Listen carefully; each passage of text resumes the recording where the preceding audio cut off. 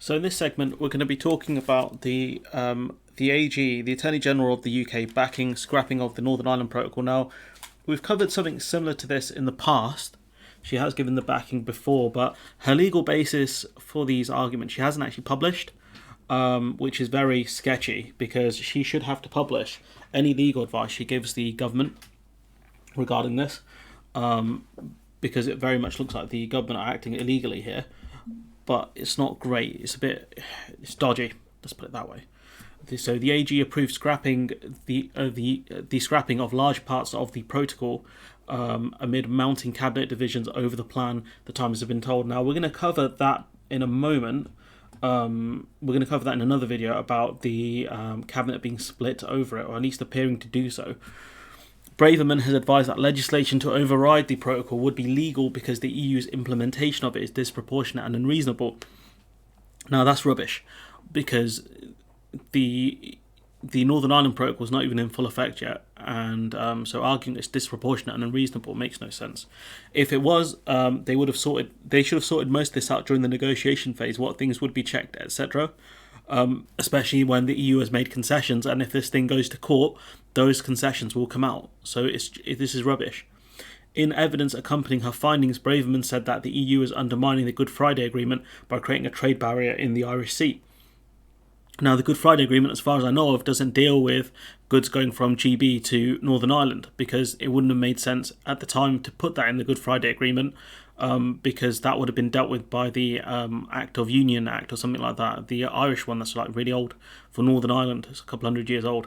So that was dealt with already in UK law, so it doesn't make sense.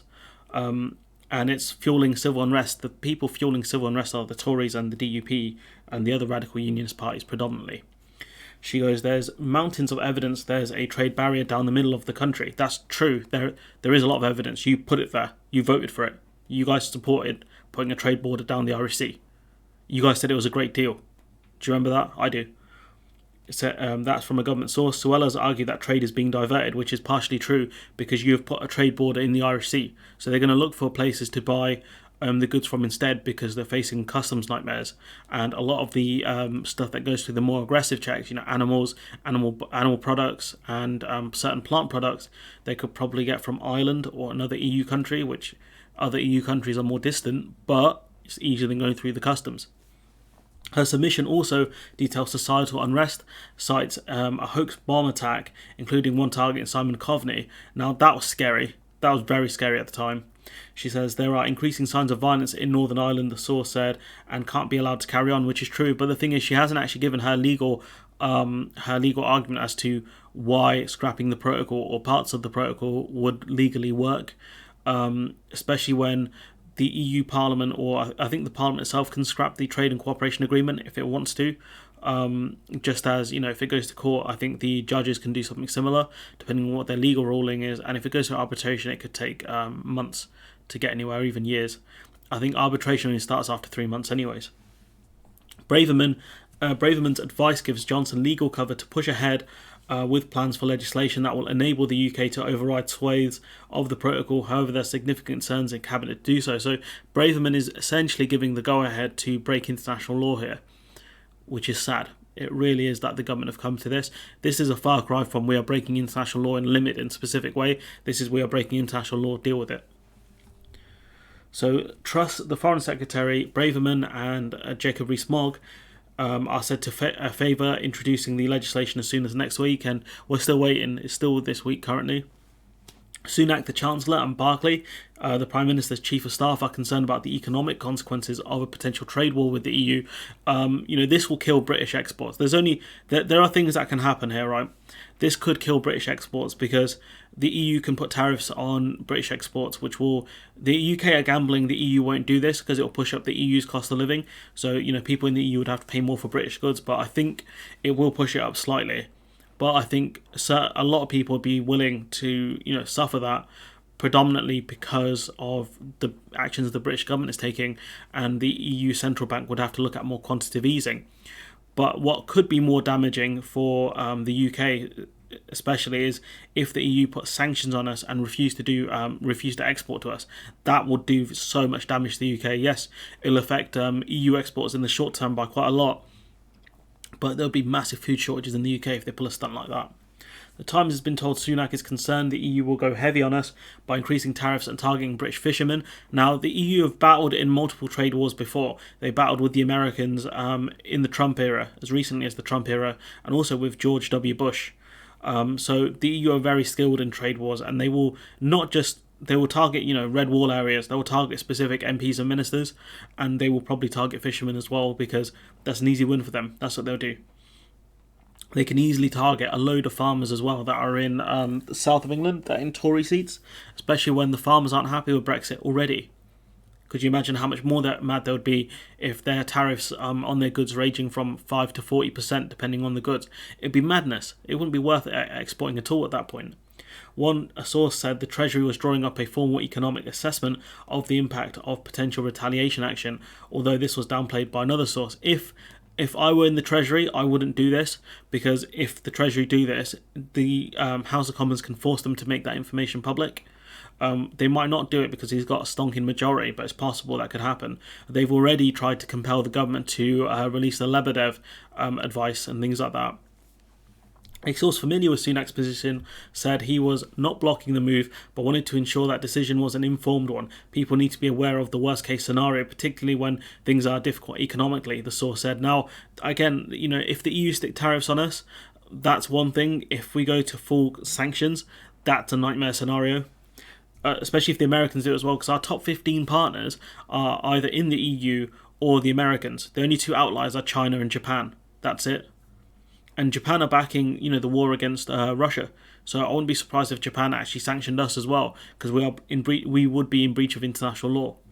There are also concerns about the impact on relations with the EU at a time when the West is attempting to put up a united front against the invasion of Ukraine. Now, that's something we'll talk about in another video, that, this really does play into Putin's hands in a lot of different ways.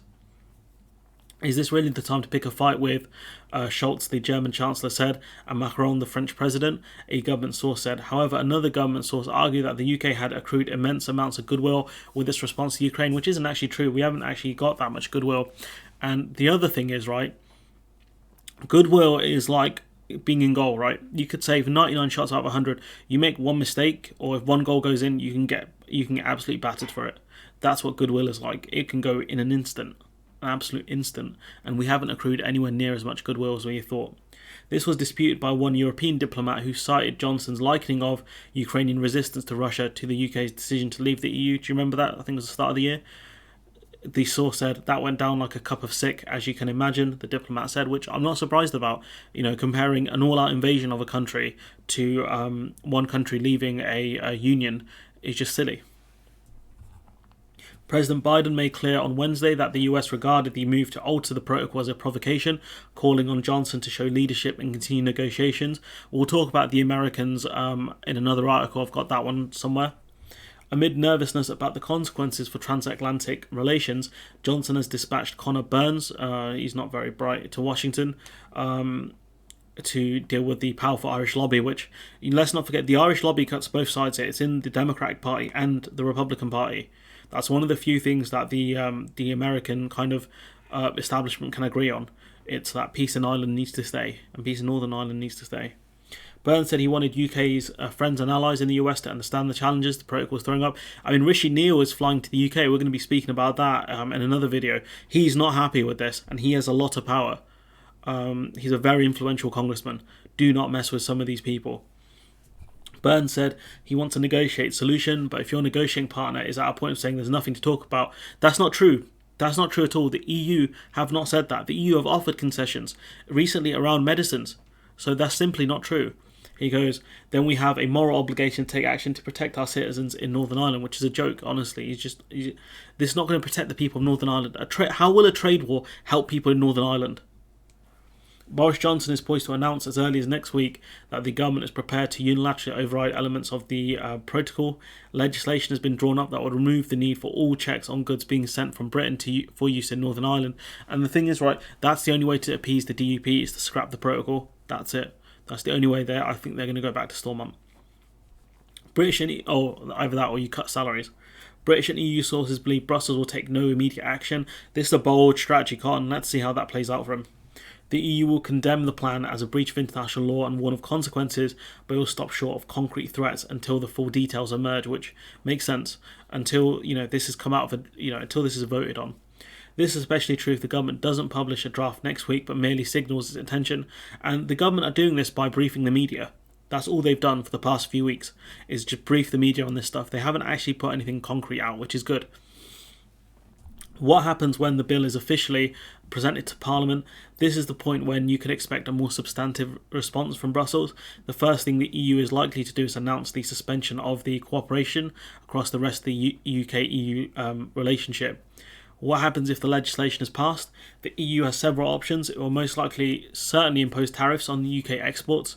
It will choose politically sensitive products, so that makes sense, choosing stuff that would impact specific politicians, with most likely options being cars, fish and agricultural products. So unlucky for Nissan up in Sunderland at that point. Fish, they made fish a massive political issue, and agricultural products, like we talked about earlier, there are a lot of farmers who are in rural parts of the country who support the Tories.